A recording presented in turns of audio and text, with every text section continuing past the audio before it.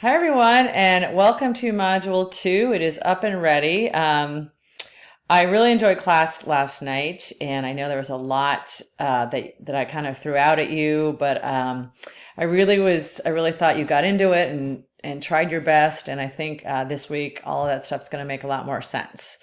So let's have a look and see what we've got here. Okay, you can read the overview on your own. The reading is this Kettle Muskrat article, and you can see down here, I'm recommending that you read that before doing your transitivity assignment.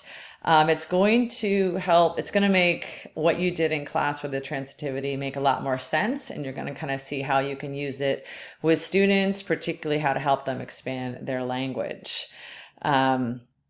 And so go ahead and get into that first. And then you also have for readings your book club text. Now this is due, the book club meeting is the week of November 7th. That's an online week. I'll give you more details on how that meeting is going to work. But you should be reading, and also you should be signing up here for what book that you're going to read so that I can make the groups. This is your assignment for the week, and let me show you what that looks like. So there are 4 choices, and you could actually propose a 5th one based on something you read about in the article. This is my cat Tika, and you can kind of let me know what you want to do with that. But I think you'll find that these choices are pretty good. So this one here is something you would do with students.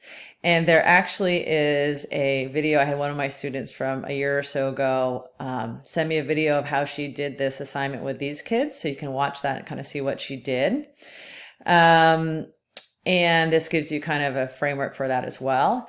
This is more of that whole text work that we started in class, and I will be putting a key up. I just haven't gotten it yet. So you could wait for the key, and then that would help you with that one. Or you could do this one, which is a different way of looking at transitivity.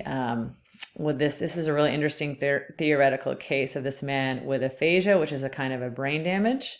I think you probably know that. So these two are kind of work on your own and kind of delve into the language more.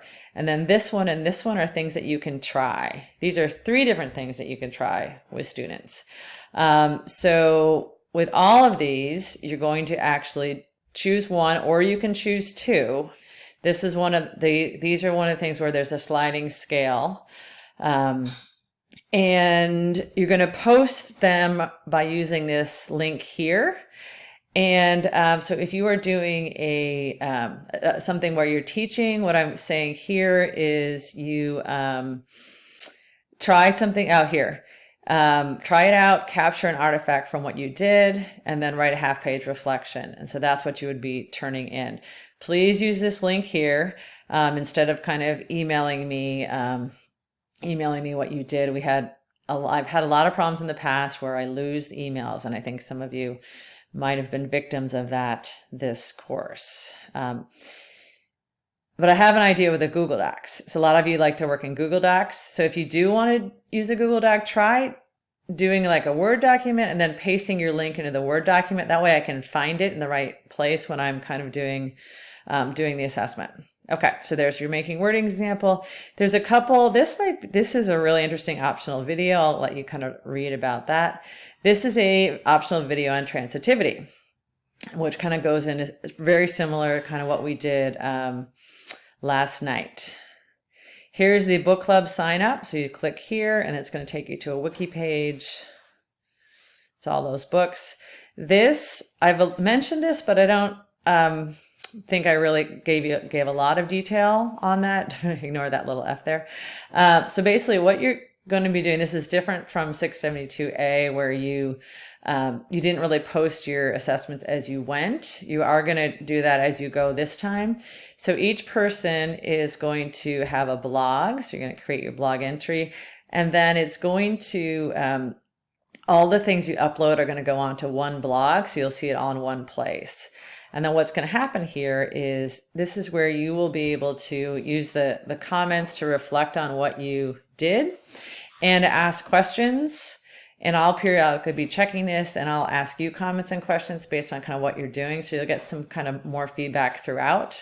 You're also going to have a partner, I'll assign those next week, who's going to be responsible for kind of commenting on yours and really getting to know the work that you're doing. And you'll be likewise commenting on theirs.